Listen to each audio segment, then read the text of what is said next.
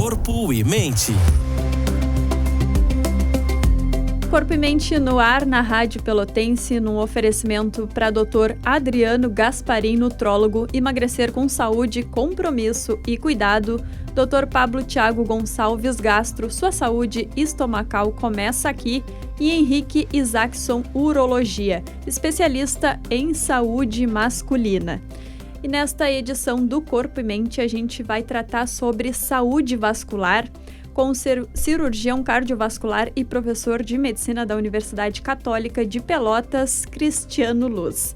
Dr. Cristiano Luz, seja muito bem-vindo ao nosso quadro Corpo e Mente, também à Rádio Pelotense. Por que a gente escolheu, a saúde vascular? Porque a gente está no mês de agosto, que é um mês que agora tem uma campanha de conscientização sobre a saúde vascular. Nesse sentido, eu queria começar te perguntando do básico. O que é a saúde vascular? Quando a gente fala sobre esse tópico, sobre esse tema, a gente está se referindo ao quê? Bom, boa tarde a todos. É um prazer estar aqui conversando com vocês. Quando a gente pensa em cirurgia vascular, a gente tem um leque muito grande de doenças que a gente pode tratar. Desde o mais habitual, que a gente vê no dia a dia, que são os pacientes com a doença venosa, que são as varizes, até mesmo os casos mais complexos, que envolvem doenças de carótida, doenças da aorta, seja no tórax ou no abdômen. A aorta, apenas para ilustrar, é a principal artéria do nosso organismo e ela pode causar obstruções ou dilatações, E as artérias das pernas, que causam habitualmente as obstruções e comprometer então o fluxo sanguíneo, a nutrição da musculatura das pernas e resultar em amputações. Então a gente tem um leque muito grande, E como em tudo na medicina, o que começa primeiro é a prevenção. Sim. Seja pelos hábitos, de uma atividade física, com cuidados alimentares, com a cessação de tabagismo nos pacientes que fumam, controle de diabetes, controle de colesterol e triglicerídeos. Nesse sentido, começando sobre a saúde vascular do mais simples, óbvio, não é tão simples assim, mas que não é um problema tão intenso que pode levar a um infarto, esse tipo de coisa. Falando sobre trombose, varizes, edemas, queria te perguntar, nesse sentido, quais são os principais problemas que surgem na população? Porque muitas vezes a varize a gente fala até como um problema estético, mas acredito que pode evoluir para quadros mais graves. Nesse sentido do mais simples, eu queria começar te perguntando quais são os problemas que mais acometem a população. Sim. Bom, a maior prevalência é doença venosa, A gente tem estatísticas de quase 70% da população podem ter algum grau de doença venosa. Que são as varizes. Que são as varizes, Sejam em menor grau, que é aquela varizinha, como tu dissesse, apenas estética, ou os vasinhos, como as pessoas costumam referir para nós, até mesmo aquele paciente no estágio mais grave, que já tem uma alteração da coloração da pele, aquela pele que fica mais escura, que já tem a formação da úlcera, Então, dentro também da doença venosa, a gente tem um espectro muito grande dessa doença. Também aqui, o principal fator a ser controlado são os fatores de risco. Por quê? Porque mesmo a doença venosa, no seu grau mais inicial, ela pode trazer algum tipo de consequência para o paciente, Seja aquela varizinha que dói, que tem uma hipersensibilidade, uma sensibilidade grande ao toque. As mulheres são muito mais acometidas, então, perto do período menstrual ou já quando estão na menopausa e começam com reposição hormonal, às vezes esse boom hormonal acaba aumentando os sintomas. Então, a gente sempre busca, nesses pacientes, fazer o check-up, como a gente diz. Sim. E o check-up vascular, inclui obrigatoriamente o exame físico, né? Uma anamnese, entender todos os fatores de risco deste paciente. Vou puxar um parêntese para te colocar, então, os principais fatores de risco para isto, né? Que são, entre todos, a história familiar. Sim, varizes é muito genético, É genético. O fator genético é o principal. A gente pode ver os pacientes com vários fatores de risco, como eu vou te colocar agora, é a obesidade, é o tabagismo, é o sedentarismo, como a gente estava dizendo, o uso do hormônio, doenças de tireoide. E daqui a um pouco esse paciente não tem nenhuma varize. Sim. Mas tu pega, às vezes, aquela menina com 15 anos ou que não tem nenhum fator e ela já tem a doença venosa, né? Porque o fator genético é o... Então, claro que alguns fatores, como a gente diz, são modificáveis, né? Como a gente estava dizendo, tu fazer atividade física hoje talvez seja a maior prevenção para isto. Sim. Né? E então tu tem fatores de risco que são modificáveis e outros que não, né? Sim. Ou que são inevitáveis. A gestação, a mulher que for gestar, ela é um fator de risco para desenvolver? Sim. Mas ela, né, faz parte muitas vezes, né, nesse sentido mesmo, uma pessoa assim, jovem, que tenha pequenos vasinhos aparentes já faz algum tempo, mas nunca evoluiu, porque as varizes parece que evoluem, né? Uhum. Mesmo assim, o aconselhável é buscar um aconselhamento médico para ver, Sim. porque possivelmente pode evoluir. E queria te perguntar se o fator de idade também é uma contribuição para agravar um quadro de varizes ou um quadro venoso. Sim. As duas coisas, então, né? Tanto a paciente mais jovem, que está naquela fase incipiente ainda, que é praticamente somente estético, ela pode ter já uma doença, que é, como a gente diz, subclínica, que não apresentou, mas já ter uma doença da safena, já ter uma veia, como a gente diz, que tenha já com refluxo, né? E isso ocasionar lá na frente uma consequência maior, né? Até mesmo a gente ouve muito, né, que o paciente foi e teve uma trombose durante o voo, durante uma viagem, Sim.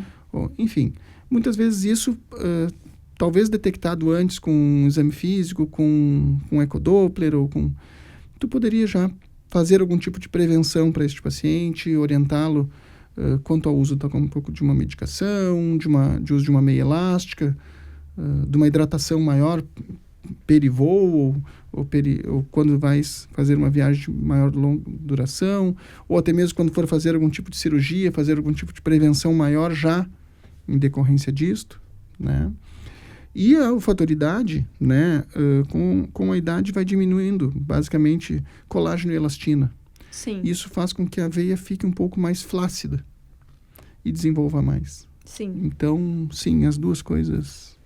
E a questão da trombose, o senhor falou agora, tem conexão direta. A pessoa pode não ter nenhuma variz e ter trombose, porque, por exemplo, já vi que alguns anticoncepcionais não são recomendados, porque se a pessoa tem histórico familiar, pode desenvolver a trombose. Qual é essa conexão também da questão da trombose? Bom, a trombose, a gente sempre diz que a trombose, classicamente, ela tem 3 grandes fatores, o que a gente chama de tríade de Virchow. Essa tríade ela é composta por 3 mecanismos. Ou por uma lesão ao vaso, exemplo, o paciente que bate o carro ou que está jogando seu futebol, ou bate algo ali. O trauma no vaso pode desencadear trombo. Há uma tendência do organismo tentar fazer uma cicatrização onde teve aquele trauma vascular e fazer um trombo. A segunda é a presença ou não de fatores extrínsecos ao paciente, que são estados, como a gente diz, de hipercoagulabilidade, que formam coágulos com mais facilidade, que é no paciente tabagista, que é no paciente que está em tratamento por uma neoplasia, né? É a presença das varizes, Sim. Da doença da safena, e em último, né, a estase sanguínea, né? Que é aquele paciente que foi fazer a paciente foi fazer a sua cirurgia plástica, é o paciente que foi fazer o seu voo lá e ficou 6 horas, 8 horas né? A gente chama a síndrome da classe econômica, ele fica sentadinho, parado, ele não consegue se mexer, né? Então, esses são os 3 fatores e nisso as varizes é incluída, mas não só varizes, né? Sim. Outra questão, estava pesquisando sobre o assunto e me apareceu assim a doença arterial periférica, que é considerada uma importante causa de incapacidade funcional na população brasileira. Tem uma prevalência que até achei bem assustadora, de 30% a 50% de prevalência. Não sei se o dado estava realmente correto, mas queria que o senhor falasse um pouquinho sobre essa questão também. Bom, a doença arterial periférica seria o outro espectro, né, da doença vascular nesse contexto. Num lado, a gente tem o sangue que nutre o tecido, é a doença arterial. O outro é o que traz de volta, que é o que a gente estava falando anteriormente, que é a veia. Sim. Então, são os caminhos opostos do que a gente estava falando. E aqui, a gente entra em 3, 4 fatores de risco que são os fundamentais, com uma prevalência realmente bastante alta também, né? Não te diria 50%, mas 30%, 40% com certeza tem algum grau já de doença, né? Hoje, com o aumento da longevidade, o fator idade traz isto. Sim. Né? O fator idade é um dos grandes fatores para aterosclerose, associado às outras coisas, como o diabetes, como o tabagismo, que é o principal fator para nós. Que é o que causa futuramente um ataque cardíaco, a aterosclerose. A aterosclerose é uma doença que ocorre na artéria, né? Vulgarmente, a gente chama a formação da placa, é a obstrução da placa, né? Não só isso, mas a instabilidade dessa placa, ela pode fazer, então, um evento que forma um trombo, né? Ou que obstrui completamente. E isso pode ocorrer, então, em qualquer segmento que tu tenha artéria. Seja na artéria coronária, e tu vais ter um infarto. Se for na artéria carótida, tu vais ter um AVC. Sim. Se for numa artéria da perna, tu vais ter uma isquemia da perna, com risco de perda do membro, que é o mais prevalente. Pode ter na artéria do rim, e perder o rim, ou na artéria do intestino, fazer uma isquemia do intestino, né, uma falta de sangue para o intestino. Então, tu tem todos os segmentos, né? E o processo base é aterosclerótico. E conectado justamente com a doença arterial periférica. Qualquer paciente, por exemplo, que tenha doença arterial periférica, a gente sabe que 40% dele tem doença coronariana, concomitante. Porque a doença é a mesma. Sim. Ela só se apresenta em maior intensidade num ou no outro, né? Por fatores que realmente a gente às vezes não consegue, mas a doença é a mesma, né? Então, tu tem pacientes que têm placa na carótida, que tem placa no coração, que tem placa nas pernas e em qualquer um desses segmentos ele pode ter uma intercorrência, né? Mas de todos, realmente o mais prevalente é em membros inferiores. Sim. E o que causa isso? Além de, por exemplo, de doenças crônicas, né? O senhor falou do envelhecimento, da doença crônica, vem o diabetes, a hipertensão, a pessoa ela está vivendo mais, mas está vivendo com várias doenças. Além disso, tem algum outro fator de risco para esse desenvolvimento da doença arterial periférica? Sim. O principal fator, tabaco, disparado.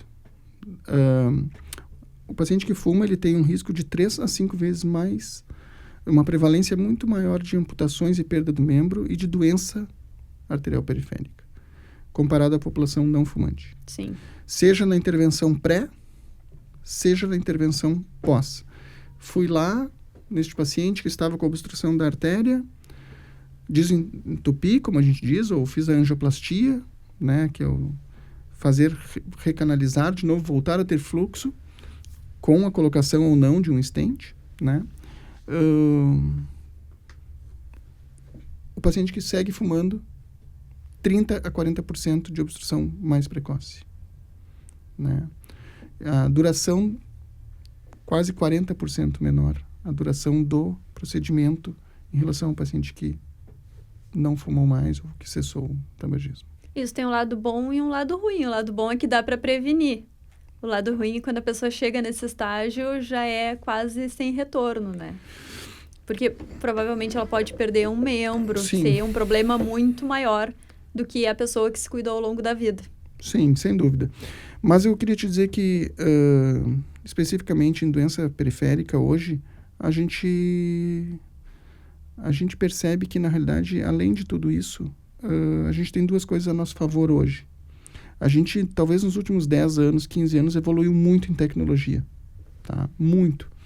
Em tecnologia de salvamento de membros, tá? Com técnicas, com materiais mais específicos. Além da cirurgia convencional, que era o que a gente fazia antes, que era a ponte tradicional. E hoje, para nossa felicidade, não só no paciente privado, mas também no paciente do Sistema Único, a gente consegue ter uma abordagem ampla e completa para tratamento desses pacientes. Sim. Muitas vezes, claro, a gente chega tarde, como a gente diz, né? Mas a gente chega a ter taxas hoje de salvamento de membros de 90%, já naquele paciente crítico. Sim. O senhor até estava citando um dado um pouquinho antes da gente entrar na nossa entrevista sobre amputamentos em Pelotas. Se puder falar de novo sobre essa questão, foi Sim. Um dado que chamou bastante atenção. Historicamente, eu fui procurar isso no DataSUS, né? Pelotas era uma das cidades, e a cidade com o maior índice de emissão de AIHs por amputação. A gente iniciou um serviço no Hospital Universitário, em São Francisco de Paula, uma equipe que foi formada por mim, e junto com outros colegas que atendemos aqui hoje todo o hospital, né, tanto no Sistema Único quanto no sistema privado, e a gente conseguiu, de certa forma, mudar muito a nossa história aqui em Pelotas do paciente com doença arterial. A gente conseguiu reduzir em quase 5 vezes o número de amputados aqui. Ou pacientes que sofreram algum tipo de amputação, digamos assim, Sim. Neste último ano. Sim, tá? dado... A gente conseguiu fazer quase 300 angioplastias em pacientes SUS. Tá? Nesse, agora, 1 ano e meio que a gente está atendendo. Então, a gente hoje está conseguindo fazer entre 30 e 40 pacientes mês já, pelo sistema de saúde público e fora os pacientes privados. Que ótimo. E isso muda drasticamente. Sim. Mas, claro, tem pacientes que chegam ainda muito tarde e a gente tem uma fila que é gigante. Mas é para isso que a gente está aí, né? E a gente tem que fazer esses movimentos como estamos fazendo hoje, porque a prevenção, Sim. ela... É o melhor né? caminho. E até mesmo para esse paciente que a gente está tratando ali, ele recorre, né?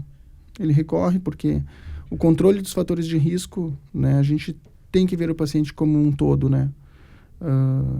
É a adequação da medicação, que hoje se tem muitas vezes, que se consegue. É o estímulo da atividade física, daquela alimentação melhor, né? Do controle do tabagismo, que a gente está falando tanto aqui, né? E... Então, a gente está, graças a Deus, melhorando um pouco isso, melhorando a qualidade de vida das pessoas aqui, e isso muda desfecho em morte junto, tá? O paciente que tem uma amputação, seja ao nível da perna ou ao nível da coxa, ele morre 30% mais precoce do que um paciente normal. Não tinha ideia desse dado. Em 5 anos, metade dos pacientes que foram submetidos à amputação de coxa morrem. Tá? Sim. Então, isso, de certa maneira, a gente causa impacto direto na vida das pessoas. Aumenta a expectativa, né, de vida. Indiretamente, né? E, doutor Cristiano, assim, a gente está se encaminhando para o final, queria que o senhor elencasse alguns sinais que o paciente ele deve prestar atenção e buscar ajuda imediatamente se ele sentir, por exemplo, tá com dores nas pernas recorrente, algum edema, inchaço. Quais são esses sinais de atenção para buscar ajuda médica o mais rápido possível? E, claro, além de buscar ajuda médica para fator de prevenção, porque já tem alguma variz, algum outro problema em questão circulatória. Eu vou dividir, então, para finalizar, nos 2 sistemas, tá? Quanto à doença da veia, das varizes, né?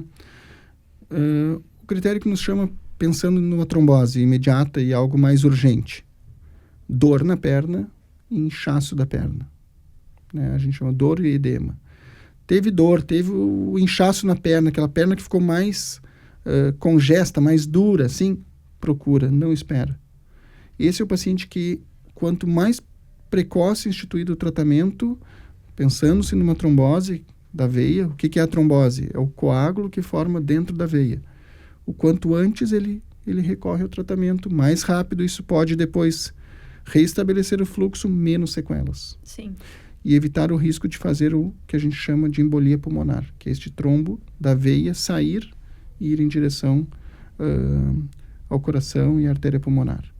Então, esses são os dois sinais mais importantes. Na doença arterial, pelo outro lado, também a gente começa com dor, mas ele dificilmente vai ter um inchaço. Mas ele vai ter uma palidez da pele, aquela pele que fica mais escura ou roxa, né? Ele pode ter e dor, uma dor que é muito desproporcional ao que muitas vezes ele já sentiu em outros momentos. Então, essa dor, e aí a gente, sempre como a gente fala, né, faz o comparativo, tempo é coração, tempo é cérebro, quando tem uma trombose de coronária ou de carótida, que tempo é perna, né? A busca imediata, 6, 12 horas, às vezes muda o quadro drasticamente, ele evolui rapidamente para uma amputação. E essa dor que tu falou, a questão de uma dor muito intensa em relação às artérias, é uma dor aonde? Depende do sítio, né? Mas habitualmente é uma dor súbita em membro inferior, né? Se for no braço, uma dor na mão súbita, fez uma trombose de subclave, de uma artéria, né, que vai para o braço. Enfim, mas habitualmente em perna, começa no pé. Ele começa a sentar de noite, ou dormir de noite já com a perna para baixo, né? Para poder, com a gravidade, chegar um pouco mais de sangue, né?